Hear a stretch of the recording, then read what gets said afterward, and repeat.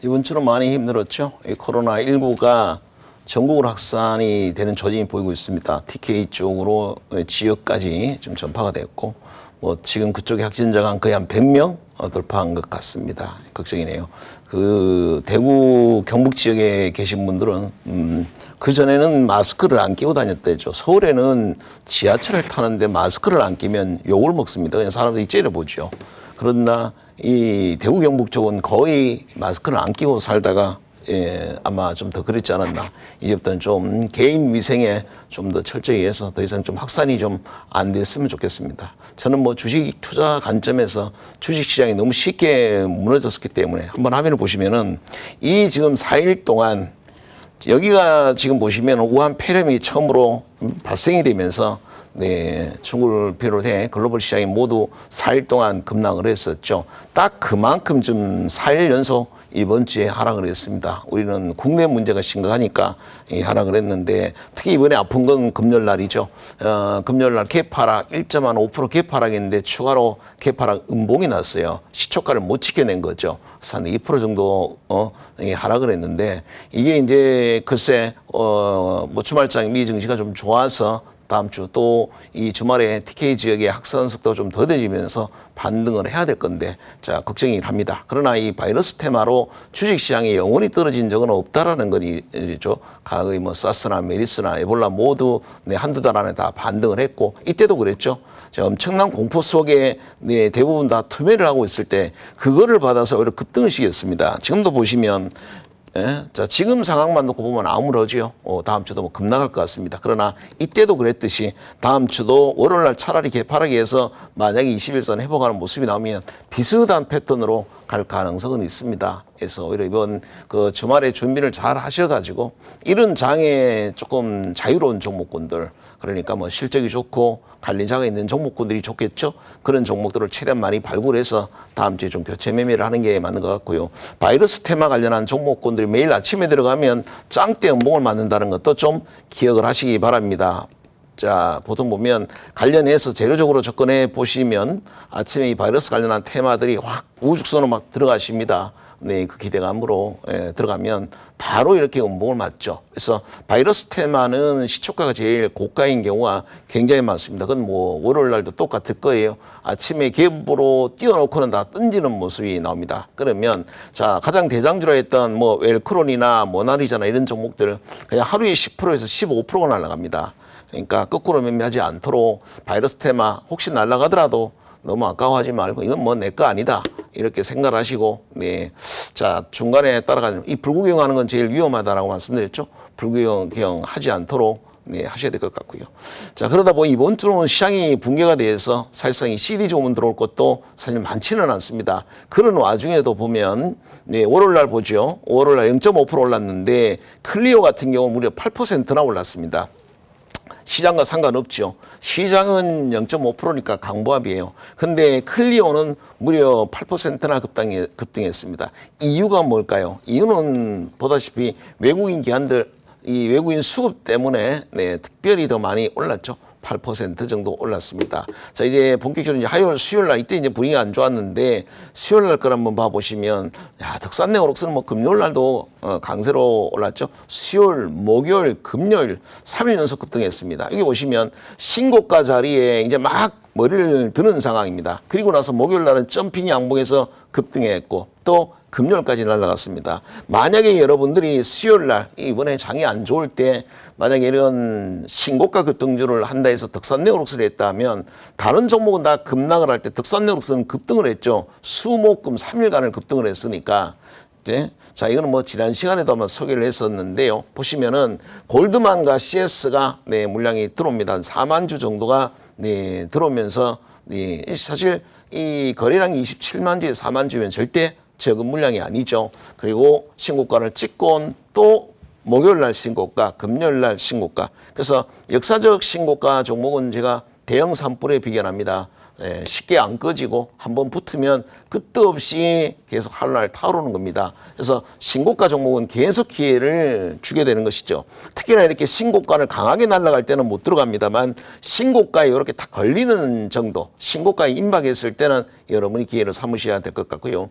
이번 그 주말 동안에 여러분들이 덕산네오록스를 처음부터 지난 연도부터 시작을 해서 한 10월 달부터 덕산네오록스의 흐름을 한번 쫓아가 보시기 바랍니다. OLED 소재 관련해선 덕산네오록스만한 건 없다라고 여러분 말씀 많이 드려왔었고, 덕산네오록스 정도 역사적 신고가 끼는 종목 하나 정도는 갖고 가시라고요 말씀 많이 드려왔었는데, 역사적 신고가를 얼마나 강조하는지 모르겠습니다. 그러니까 덕산네오록스 좀 했으면 얼마나 좋았을까요? 그러면 그전에는 안 했다 하더라도 수요일 날 이렇게 CD 주문, 골드만과 CS가 CD 주문 들어오면서 4% 신고가에 딱 걸리는 양보로 끝났는데 이걸 왜 안 했을까, 그죠? 저걸 보셨으면 많이 올랐다 생각하지 마시고 하셨어야 되겠죠. 자, 또 하나 이제 목요일 날 걸출한 종목이 나왔었죠. 에코프로비엠 같은 경우 이날은 4일째 지금 계속 음봉이 나오고 3일째 이번 주 음봉이 나오고 있는 날이 바로 목요일 날이었었죠. 외국인 다 매도가 있었고요.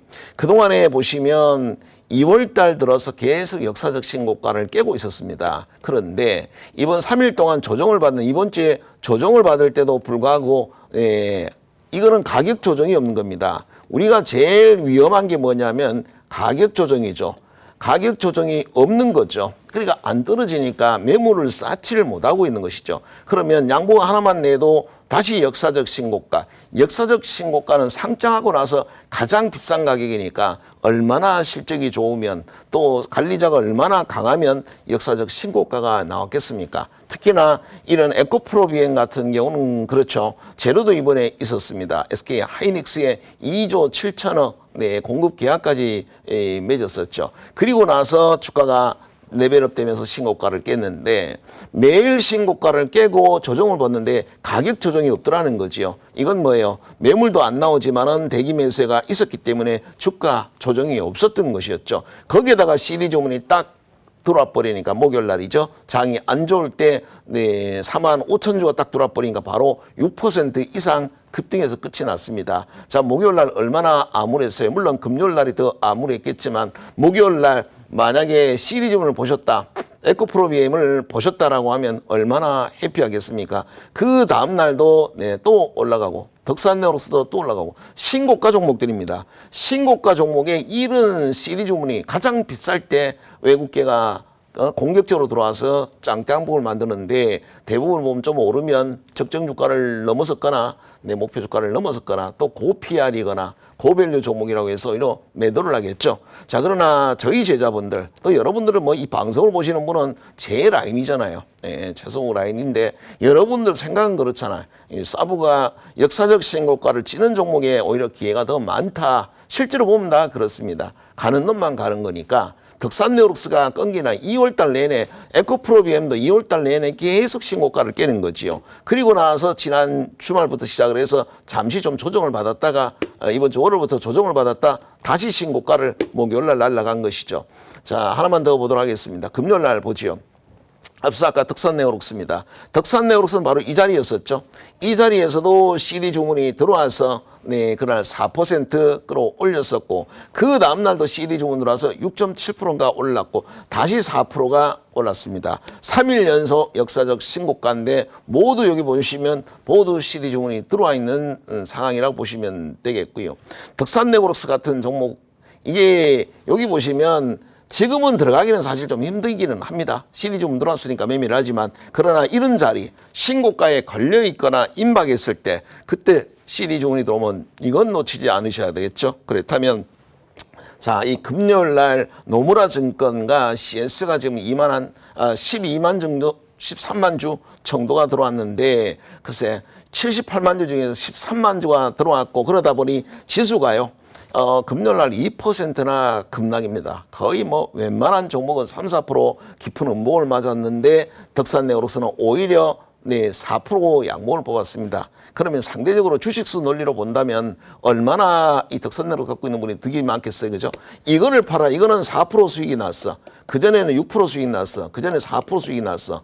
이거를 만약에 팔고 4일 동안 대부분 뭐 평균 한 5% 이상 조정을 받았으니까 주식수가 15% 정도 늘어난다 보면 됩니다. 덕산내 옥수를 팔고 평소에 사고 싶었는데 이번 3일 동안 조정을 받았어요. 그 주식을 만약에 넘어가면 주식수 논리로 본다면 15% 이상 주식이 더 많이 생길 거라고 보시면 되겠죠. 그만큼 이 모든 종목이 떨어질 때 상대적으로 강하게 올라가는 종목을 갖고 있다는 건 어마어마한 메리트죠. 그래서 앞으로도 꼭 그래 생각하시기 바랍니다. 지금 시장에 제일 핫한 것은 뭐냐? 장은 안 좋지만 지금 이런 장에 수익을 낼 수 있는 종목이 어떤 건가를 가만히 보시면 결국은 네, 그 종목이 실적이 좋은 것도 있지만 장중에 알 수가 있나 그죠? 그냥 CD 주문 들어오는 종목. 그리고 신고가는 실적을 안 봐도 됩니다.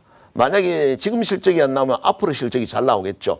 역사적 신고가까지 가는데 네, 실적에 대한 기대치가 없으면 역사적 신고가까지 어떻게 가겠습니까? 그러니까 신고가 온 종목은 실적을 안 따져도 된다는 거죠. 가치, 밸류를 안 따져도 되고 거기에 수급만 있으면 수급이 들어와서 신고가를 깨고 있으면 그냥 이거는 무조건 따라가시면 됩니다. 무조건 성장성은 담보가 된 종목이다라고 네, 믿으시면 되겠고요. 자, 금요일 같은 경우에 보시면 금요일 날 종목들이 요 몇 종목이 잡혔는데 이들 종목이 금요일 날 장이 어땠어요? 2%나 급락을 했습니다만 그럼에도 불구하고 CD 주문 검색기 이거는 금요일 날 잡힌 겁니다.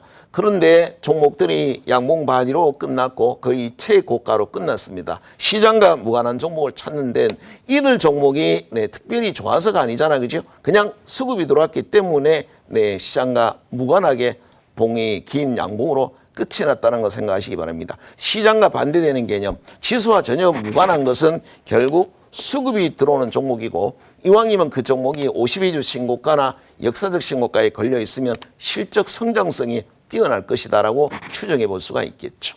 네, 여기까지 하겠습니다.